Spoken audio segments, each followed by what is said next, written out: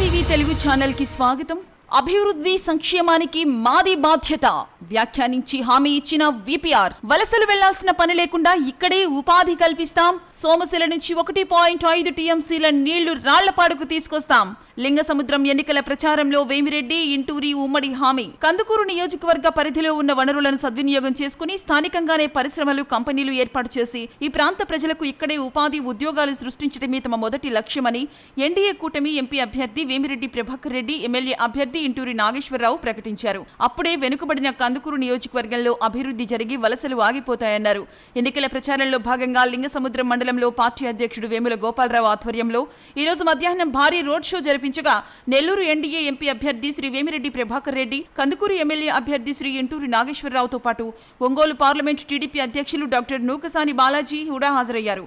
పంచాయతీ పరిధిలోని వాకమళ్లవారిపాళెం నుంచి Lingasamudram bus stand centre వరకు జరిగిన రోడ్ షోకు తెలుగుదేశం, జనసేన, బీజేపీ పార్టీల నాయకులు, కార్యకర్తలు, ప్రజలు వేలాదిగా తరలివచ్చారు.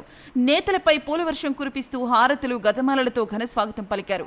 ఈ సందర్భంగా వేమిరెడ్డి ప్రభాకర్ రెడ్డి మాట్లాడుతూ నియోజకవర్గ పరిధిలో సముద్ర తీరం, రైల్వే లైన్, నేషనల్ హైవే ఉన్నాయని, శాశ్వత నీటి వసతి కూడా ఏర్పాటు చేసుకుని ఈ ప్రాంతంలో పరిశ్రమలు ఏర్పాటు చేసుకుంటే అందరికీ ఉపాధి దొరుకుతుందన్నారు.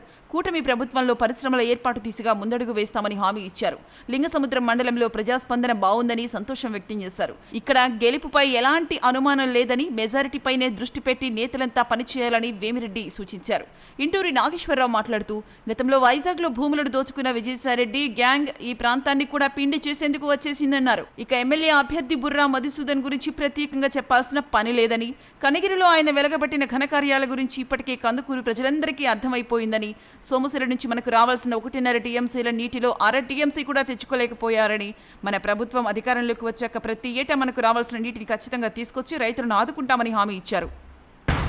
కడలి ఆ అడుగు నుండి ఎగసేటి ప్రళయమై, అగ్ని సిగల సగల నుండి పారేతావాగ్నివై, కదిల మేఘాల నుండి కురిసేటి చినుకులై, ఉరిమె ఆ ఉరుము నుండి తుమికేటి పిడుగులై,